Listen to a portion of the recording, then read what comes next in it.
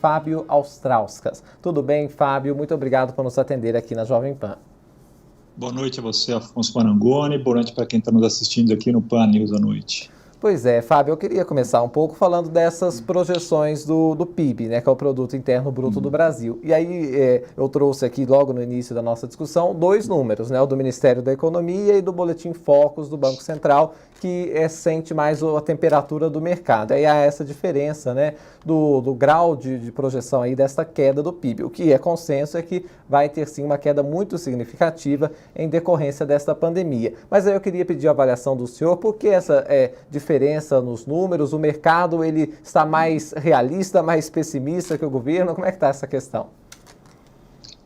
Você começou notando uma coisa bastante importante, que é o consenso no fato de que haverá uma queda expressiva do PIB para esse ano. Tanto o governo, que publica e que trata dos dados oficiais, quanto o mercado, através da pesquisa Focus, que antecipa algumas tendências, enxergam essa queda importante do PIB para este ano. Essa diferença de 4,7 entre a visão do governo, 6,1 com a atual visão do Focus, vamos lembrar que o Focus já teve mais pessimista nas semanas anteriores, esse pessimismo caiu um pouquinho nessa última projeção. Ela tem o seguinte fator envolvido aí: há ainda um desconhecimento com relação ao grau de profundidade com que nós teremos a crise, por conta ainda da talvez ou não necessidade de ampliar o isolamento, o tempo de isolamento social. Quanto mais ampliado ele for, maior será o efeito negativo na economia, e quanto menos ampliado ele for, menor será esse efeito. O que vale aí é que a tendência das duas pesquisas mostra uma queda importante no PIB, e muito provavelmente nós teremos alguma coisa mais próxima dos 6 do que dos 4,7 que o governo demonstra ou deseja, né? O que é normal também, porque o governo costuma fazer projeções mais conservadoras ou otimistas em períodos de transição.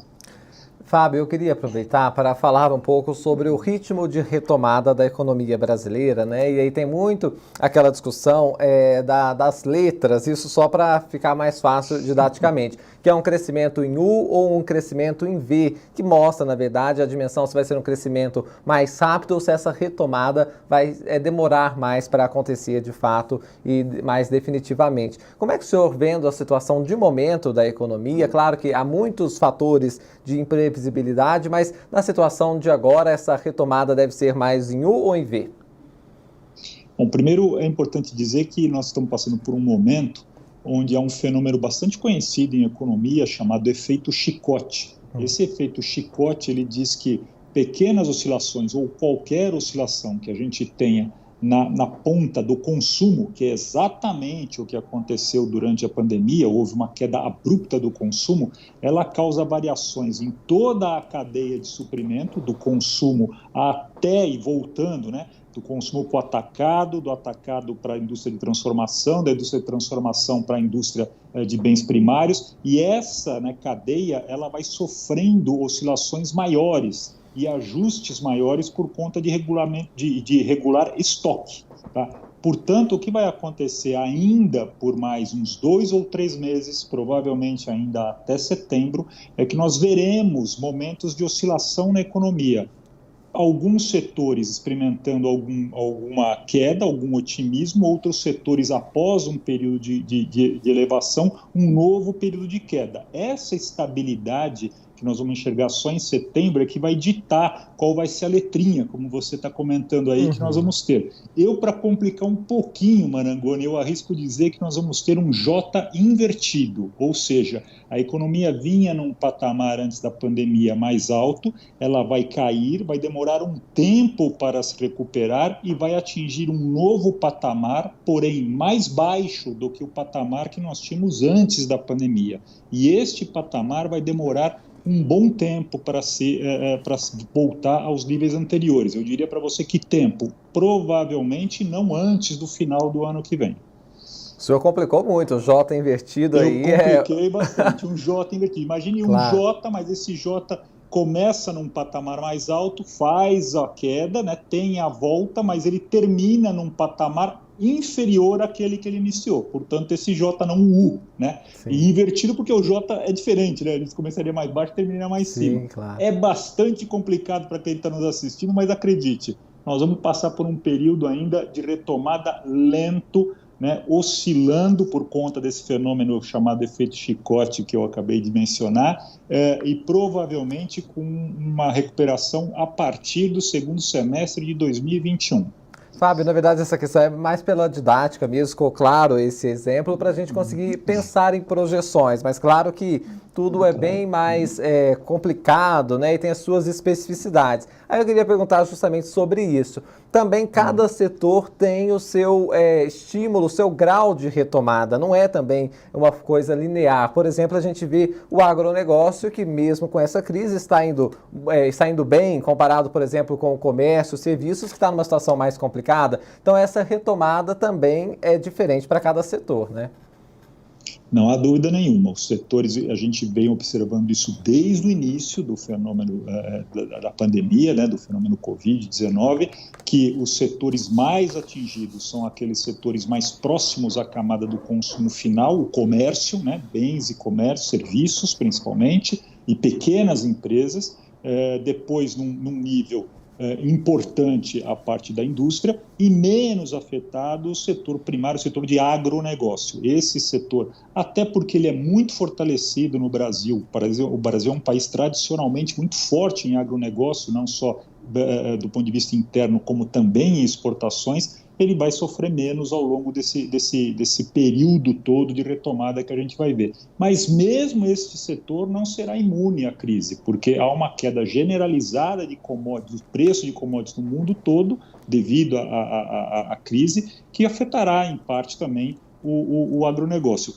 Vamos lembrar que esse setor também não foi mais atingido porque houve um contrabalanço do dólar, né, que ajudou no preço das exportações desses bens agrícolas, bem de agronegócio que o país exporta.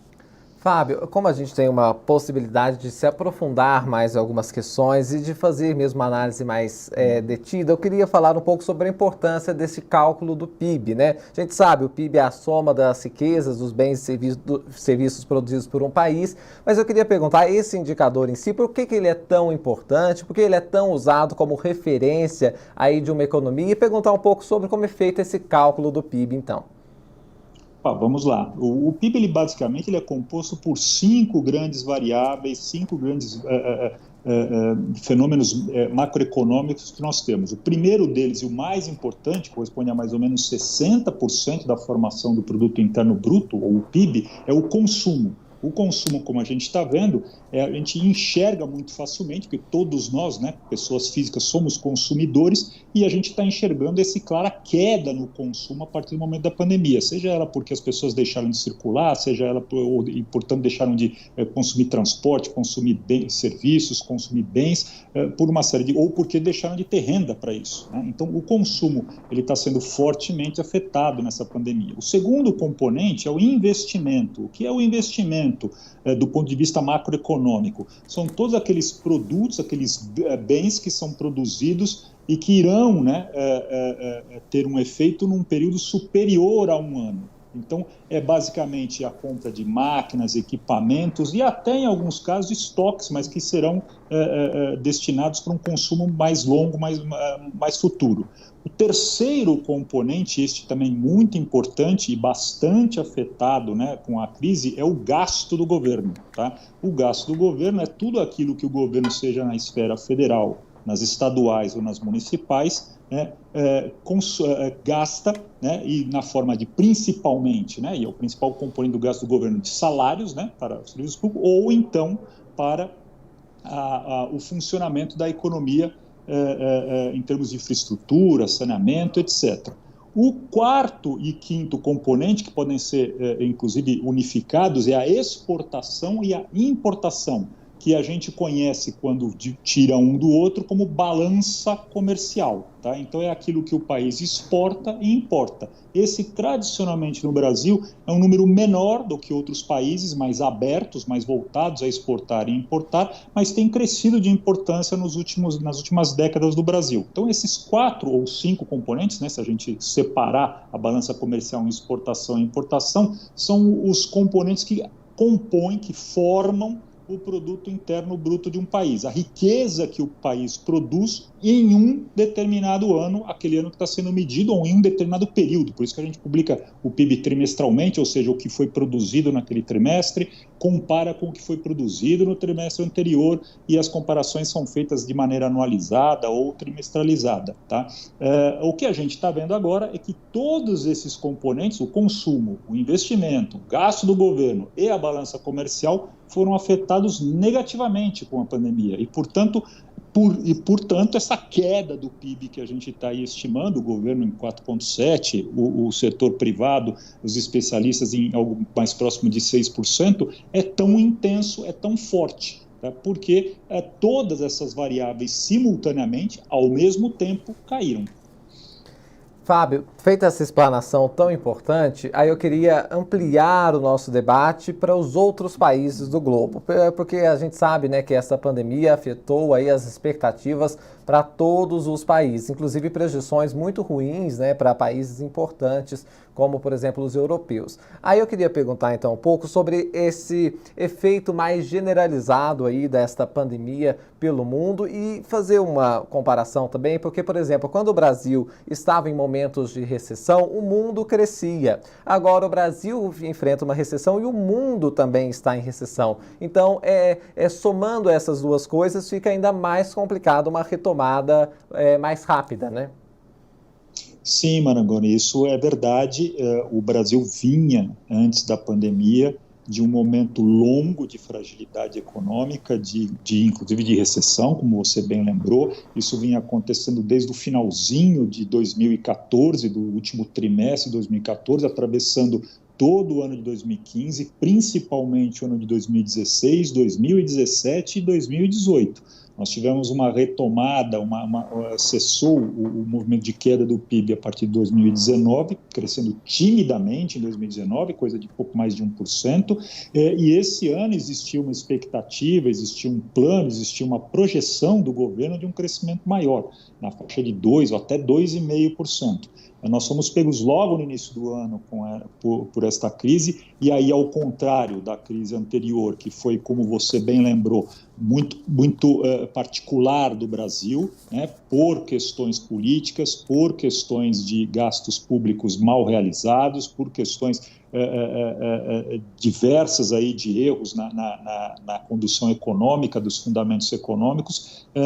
Agora não, agora é uma crise generalizada, afeta todos os países. Você citou logo na entrada aí essa queda da Bolsa hoje, que parte dela foi influenciada por uma expectativa inferior de crescimento da China, né, no segundo trimestre, que teve um crescimento mas bastante inferior àquele que estava se projetando. A própria China, que é um país que crescia a taxas de quase 2 dígitos de PIB, próximos de 10% ao ano, experimentou uma queda importante no primeiro trimestre, de mais de 7%, e agora no segundo trimestre recuperou um pouquinho, teve um crescimento pequeno aí de 3,5%, pequenos para padrões chineses, né, de 3,5%, mas que frustrou expectativas do mercado, e aí isso acaba trazendo insegurança para todo mundo, no sentido de que todos passam, né, o mundo todo passa a enxergar de que essa recuperação da economia global, da economia mundial, pode levar mais tempo do que se previa, mesmo com todo o dinheiro que os governos estão colocando nas economias para evitar agravamento maior ainda dessa crise. Inclusive o governo brasileiro, através das transferências que fez, os programas que realizou emergenciais e que vem aí, inclusive, postergando alguns, né, e ampliando alguns. Pois é, eu queria trazer essa discussão novamente, porque o senhor falava, por exemplo, do J invertido, voltando àquela analogia, mostrando que o padrão de consumo ele deve ser menor do que inicialmente, justamente dada a realidade econômica, porque a questão que a gente vive é que as famílias também estão numa situação mais difícil, né? Quer dizer, a renda está mais complicada, o governo, inclusive, tem essas linhas de auxílio, por exemplo, auxílio emergencial, mas muita gente perdeu o emprego, então quer dizer, o cenário que a gente vai encontrar pensando assim no dia após a pandemia, claro que não vai haver essa marcação exata, mas né, esse dia depois dessa crise também vai ser uma situação das famílias muito mais complicada, né? Sim, e aí a gente traduz boa parte do que você disse, ou concentra tudo o que você disse numa palavra importante: emprego, né? A queda da renda e essa pandemia ela ocasionou uma perda imensa de empregos, de postos de trabalho. Mais do que essa perda de postos de trabalho, que parte será retomada com a volta da atividade econômica, mas parte não, ela também acabou causando uma mudança na característica da empregabilidade. Nós rapidamente vimos, num espaço de 3 ou 4 meses, haver uma aceleração na maneira diferente de consumir, por exemplo, um crescimento exponencial que já vinha acontecendo, mas que aconteceu de uma maneira agora mais ainda forte no e-commerce, por exemplo, na qualificação das pessoas que serão necessárias para esta nova dimensão de trabalho que o mundo vai exigir.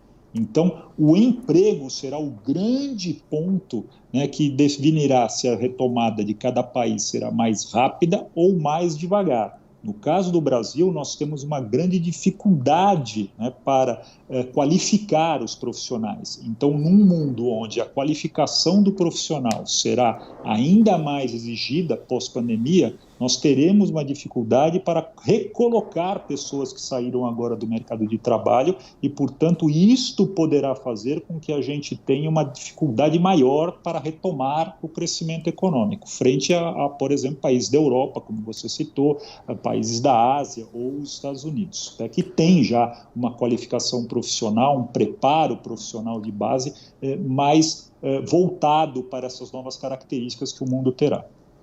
Fábio, no dia de ontem, a Jovem Pan entrevistou o ministro da Economia, Paulo Guedes, foi uma longa entrevista onde ele colocou vários pontos importantes, né?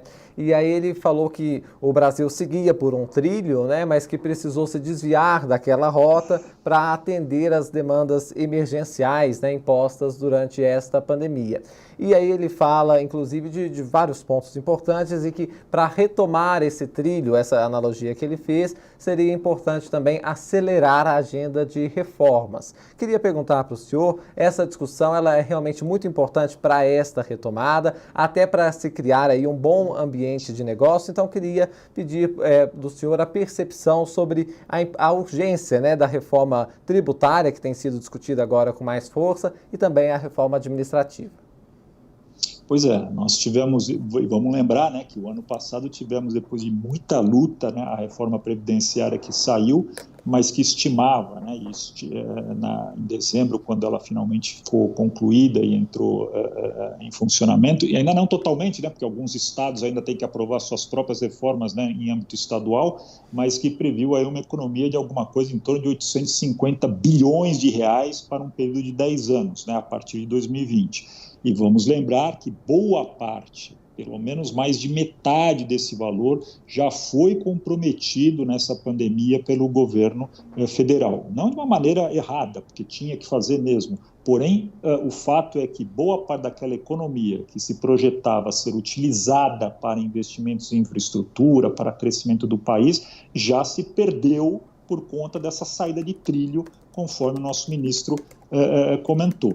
Quando ele diz que tem que retomar o trilho e fortalecer, e usando a analogia do trilho, é como uma locomotiva, e essa locomotiva precisa ter um motor forte. O motor no Brasil não é muito forte. O motor significa esse saneamento das contas públicas e essa base de reformas que você citou, e ainda faltam algumas, principalmente a reforma tributária, que ficou totalmente colocada de lado nesse semestre, obviamente também por conta da pandemia, e que, vamos lembrar também, há nesse momento 3 possíveis reformas para serem analisadas, aquela que foi elaborada pelo Senado, aquela que foi elaborada pela Câmara dos Deputados e uma terceira do governo que ainda não apresentou o seu modelo final. Então, provavelmente nós teremos um debate amplo, há uma complexidade, porque já é difícil votar um projeto, imagine quando você tem 3, né? Então, mas é necessário fazê-lo, e há um complicador maior, uma complexidade maior nisso, porque antes da pandemia a reforma tributária estava focada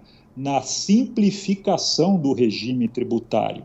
E agora ela deverá estar focada, além da simplificação, também na criação, e vai ter que ter muita criatividade nisso, na criação de algum imposto adicional que possa compensar esses gastos que o governo fez durante a pandemia e que ainda terá que fazer nos momentos futuros, pelo menos nos próximos 2, 3 anos. Então esse é um ponto muito importante e um desafio muito importante que nós vamos, e já começamos a ver desde a semana passada e veremos agora diariamente essa discussão em torno da reforma tributária.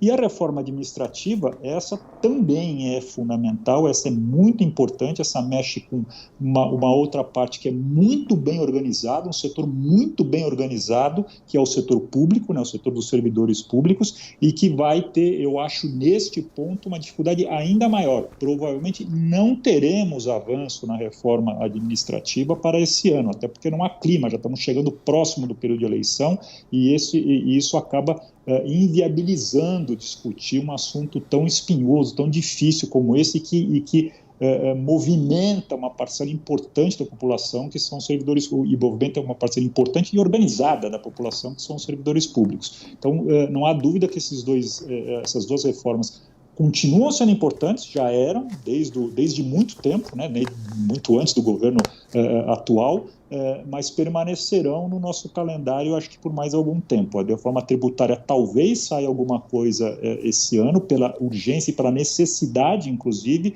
mas a reforma administrativa provavelmente ficará para depois. Fábio, aí nessa entrevista também o ministro colocou, e o senhor já adiantou esse ponto, né, a possibilidade de se incluir na reforma tributária um imposto sobre transações digitais. Aí já é aquela associação imediata à CPMF, né, que é um antigo imposto também sobre transações. Como é que o senhor vê esta possibilidade? Ele coloca, inclusive, que, embora seja feio, um imposto feio é um imposto que pode ter resultados e pode abrir espaço para a desoneração, por exemplo, da folha de pagamento. Quer dizer, são muitas nuances nessa discussão. Mas aí, já em reação, o presidente da Câmara dos Deputados, Rodrigo Maia, disse que o Congresso não tem disposição em aprovar um novo imposto, que o brasileiro já paga muito imposto, que também é um fato notório. Mas é essa questão, então, desse imposto sobre transações digitais. Como é que o senhor vê essa questão? É importante aí, você tocou num outro ponto bastante importante, né, e que está sendo fruto aí dessa discussão. Primeiro é importante diferenciar um pouquinho o que é o discurso e o que deve acontecer na prática, né? É óbvio que você não vai ouvir de nenhuma pessoa na área política e mesmo no governo colocar abertamente que a solução é aumentar impostos, né? Então, isso não soa muito bem, porém é isso que vai ter que ser feito numa reforma tributária para a gente enfrentar essa pandemia. O ponto é como fazer, aonde buscar esse aumento de impostos e em quem, né, isso deve recair ou em que classe deve recair.